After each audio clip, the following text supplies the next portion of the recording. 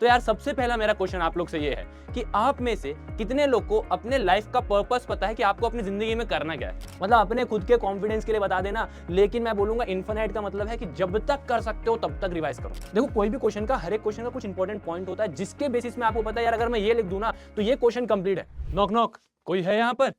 कोई है यहाँ पर जो क्लास 8 स्टैंडर्ड में अच्छे मार्क्स नहीं लाना चाहता? एक मिनट, मुझे ऐसा लगता है मैंने क्वेश्चन गलत किया है, एक बार फिर से करते हैं, आ जाओ फटाफट।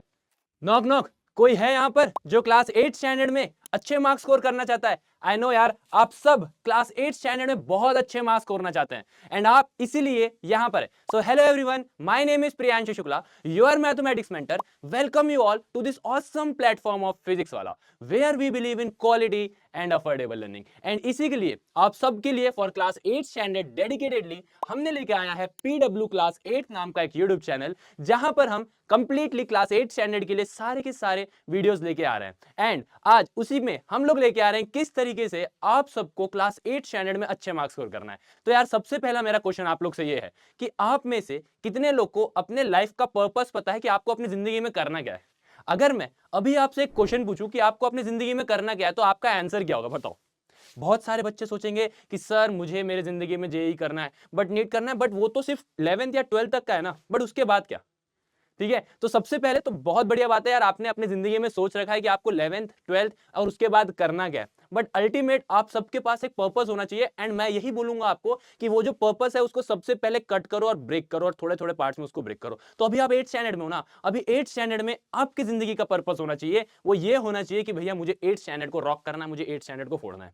और वो 8 स्टैंडर्ड को फोड़ने के लिए आपको करना क्या पड़ेगा? मेहनत करनी पड़ेगी। सर मेहनत कैसे करेंगे यार? मैं बताऊंगा क्या स्ट्रेटेजी रहने वाली है आज के इस वीडियो में। मैं कंप्लीट, मैं मैथ्स की बात नहीं करूंगा, मैं साइंस की बात नहीं करूंगा, मैं एसएसटी की बात नहीं करूंगा, मैं कंप्लीट 8 स्टैंडर्ड को कैसे फोड़ना है उसके लिए बात करूंगा यार। ठीक है, सो क्या आप लोग तैयार हैं? करना क्या है आप लोग को? आप लोग को ये वीडियो को देखना है एंड बस देखने से काम हो जाएगा भैया? नहीं, देखने से अगर काम होता तो यार आज बहुत सारे लोग क्रिकेटर होते, बहुत सारे लोग फुटबॉलर होते, क्योंकि सिर्फ हम भी देख रहे हैं यार, आप भी देख रहे हो, हम भी देख रहे हैं, हम सब मैच देखते हैं, हम सब बहुत सारी चीज देखते हैं, मूवीज देखते हैं। क्या हम हीरो है क्या? नहीं यार, देखने के बाद एक्शन लेना पड़ेगा। पता है आपको, सोचने में और रिजल्ट लाने में बीच में बहुत बड़ा गैप है, वो है एक्शन का। एंड आप लोग को यार एक्शन लेना पड़ेगा और एक्शन के बिना आगे आप नहीं बढ़ सकते। ठीक है, सो आज के इस वीडियो में हम देखेंगे how to score good marks in class 8। तो सबसे पहले आप लोग को खुद के ऊपर भरोसा रखना पड़ेगा यार। Step 1, believe in yourself. आपको खुद के ऊपर भरोसा रखना पड़ेगा यार। जिस तरीके से जामवंत जी ने हनुमान जी को बोला था कि आप इस धरती का ऐसा कौन सा काम है जो नहीं कर सकते, ठीक उसी तरीके से यार आप लोग को खुद को बोलना है कि इस धरती का ऐसा कौन सा काम है जो मैं नहीं कर सकता। आप कोई भी काम कर सकते हो, एनीथिंग, जो भी आप सोच रहे हो ना, जो भी आप अपनी जिंदगी में पाना चाहते हो, आप हर एक चीज कर सकते हो। और उसके लिए आपको क्या करना पड़ेगा? बस सिर्फ और सिर्फ खुद के ऊपर कॉन्फिडेंस रखना पड़ेगा, खुद के ऊपर भरोसा रखना पड़ेगा, खुद के ऊपर फेथ रखना पड़ेगा। अगर आप ही अपने ऊपर भरोसा नहीं कर पाओगे तो दूसरा कोई क्यों करेगा आपके ऊपर भरोसा?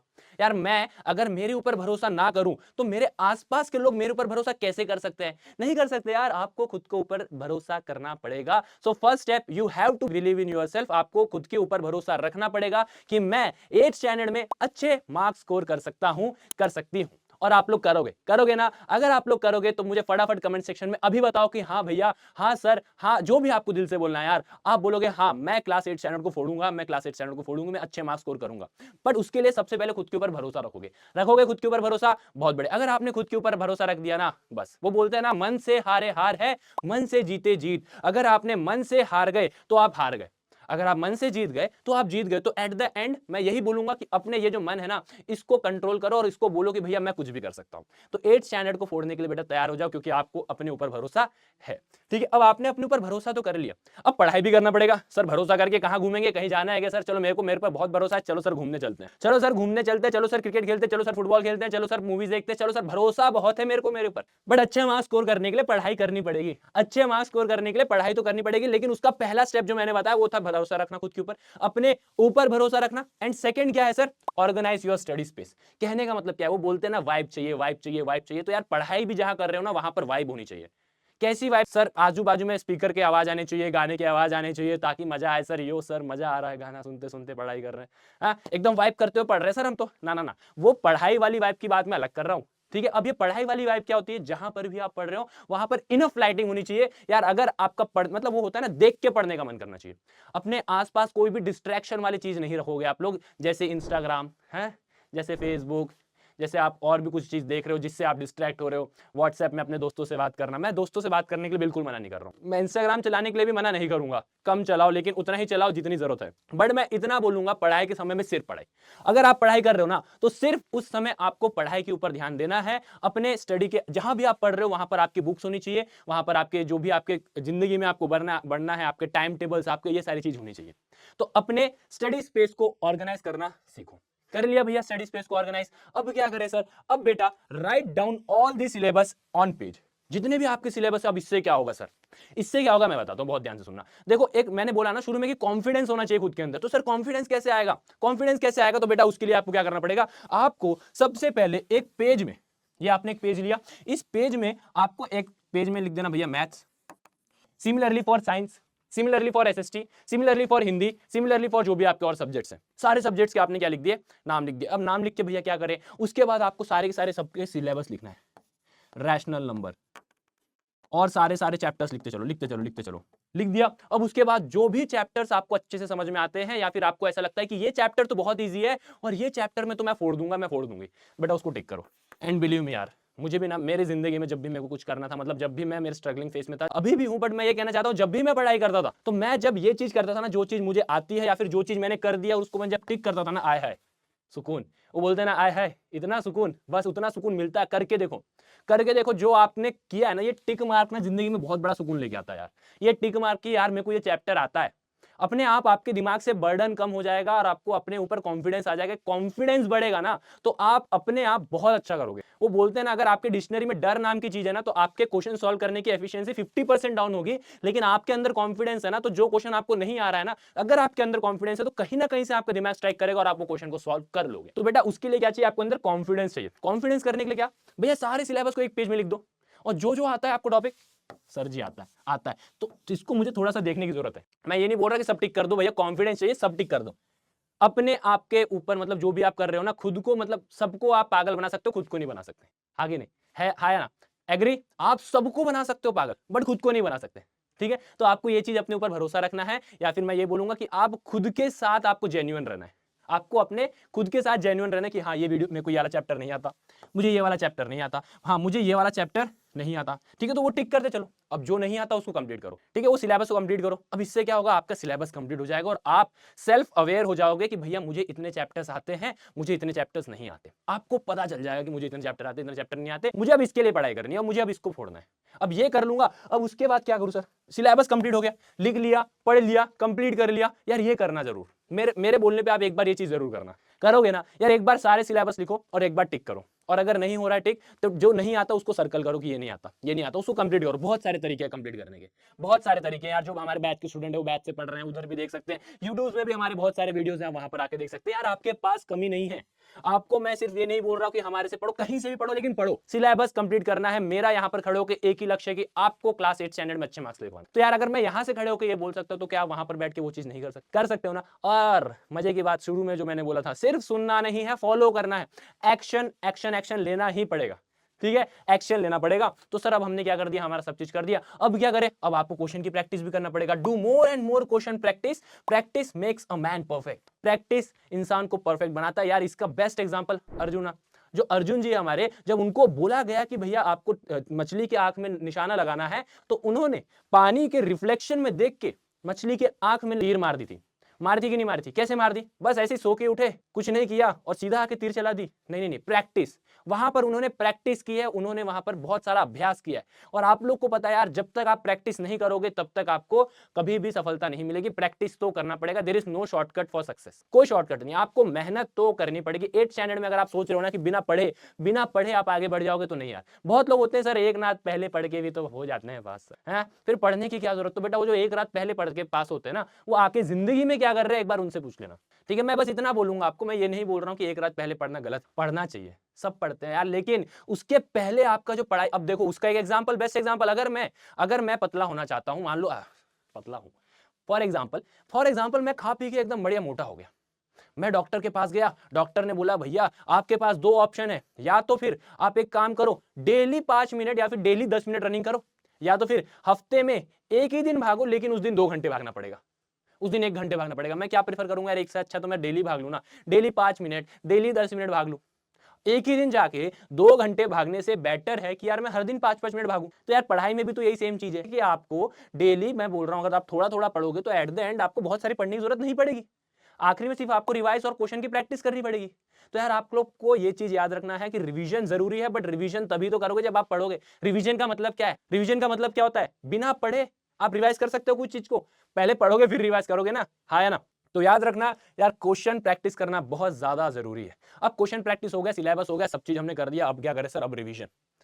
Do infinite revision. अब ये इनफाइनाइट सर, आप तो मैथ्स के टीचर हो सर, 0 1 2 3 4 5 6 7 8 9 10 इनफाइनाइट। अरे भैया वो वाली इनफाइनाइट की बात नहीं कर रहा हूं। इनफाइनाइट मतलब ये नहीं कि पढ़ रहे हो, रिवाइज कर रहे हो, बोल रहे हो मैंने एक बार बुक कंप्लीट कर दी, मैंने 2 बार बुक कंप्लीट कर दी, मैंने 3 बार बुक कंप्लीट कर दी। ये खुद को बता देना, बताना हो तो मतलब अपने खुद के कॉन्फिडेंस के लिए बता देना। लेकिन मैं बोलूंगा इनफाइनाइट का मतलब है कि जब तक कर सकते हो तब तक रिवाइज करो, रिवीजन करते रहो। और यार इसी के लिए हम लोग ने आपके लिए इसी चैनल में लेके आया है ऑल इन वन सीरीज। आप सबको पता है क्लास 8 स्टैंडर्ड के लिए कंप्लीट रिवीजन हम यहाँ पर कराएंगे आपका, ठीक है। So all in one series में भी हम आपको मिलेंगे वहां पर रिवीजन के लिए। तो यार उसके पहले आपकी पढ़ाई तो कंप्लीट होनी चाहिए ना, तो आपकी पढ़ाई होना बहुत ज्यादा जरूरी है, ठीक है। सो आप लोग को इनफाइनाइट रिवीजन करना है।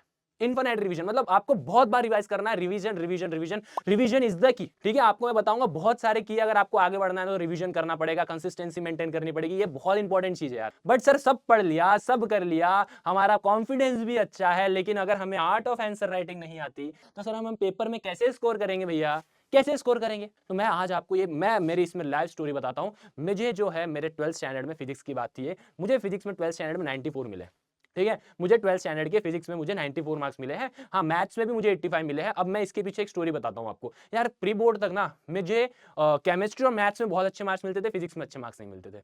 तो मैंने फिजिक्स की पढ़ाई करना शुरू की एंड उसके बाद मुझे कहीं से पता चला कि देखो आप एक बार अपने आप को टीचर की जगह रख के सोचो, ठीक है। आप टीचर हो, आप पेपर चेक कर रहे हो, तो यार आपके पास कितने सारे पेपर होंगे और आप कितने फ्रस्ट्रेटेड हो सकते हो उस समय पे। तो अगर टीचर को वो चीज आपको आंसर में डायरेक्टली दिख जाए जो टीचर ढूंढ रहा है, तो आपको डायरेक्टली मार्क्स मिल जाएंगे कि नहीं मिल जाएंगे, एग्री और नॉट, हाँ ना। देखो फॉर एग्जांपल मैंने एक क्वेश्चन पूछा, फॉर एग्जांपल कोई भी एक एग्जाम क्वेश्चन है, उसका मैंने कोई आपको क्वेश्चन पूछा, कोई एक आपको उसका आंसर देना है, ठीक है। तो आप जो मैं एक्सपेक्ट कर रहा हूं उस चीज को अगर आप अंडरलाइन कर दो, फॉर एग्जांपल कोई एक क्वेश्चन है जहां पर आपका लीनियर पेयर वाले क्वेश्चंस आ रहे हैं, फॉर एग्जांपल साइंस में आपका कोई फोर्स वाला क्वेश्चन आ रहा है, जो भी आ रहा है, तो जो भी इंपॉर्टेंट पॉइंट्स है उसको मार्क करो, इंपॉर्टेंट पॉइंट्स को मार्क करो। यार मैंने फिजिक्स के पेपर में ना यही किया था, मेरे पास समय था, मेरे जितने भी इंपॉर्टेंट पॉइंट्स हैं मैंने सबको अंडरलाइन किया, सब अंडरलाइन कर दिया। क्योंकि जब एग्जामिनर चेक कर रहा है तो उसका ध्यान कहां जा रहा है, सीधा इंपॉर्टेंट पॉइंट में, सीधा इंपॉर्टेंट पॉइंट में उसका ध्यान जा रहा है, और उसको जो चाहिए डायरेक्टली मिल रहा है। तो उसको पूरी राम कथा या फिर पूरा का पूरा A to Z पढ़ने की जरूरत नहीं पड़ रही है, पूरा A to Z पढ़ने की जरूरत नहीं पड़ रही, उसको जो चाहिए वो यहां पर मिल गया भैया, डायरेक्टली तुमको 2 मार्क्स दे देगा,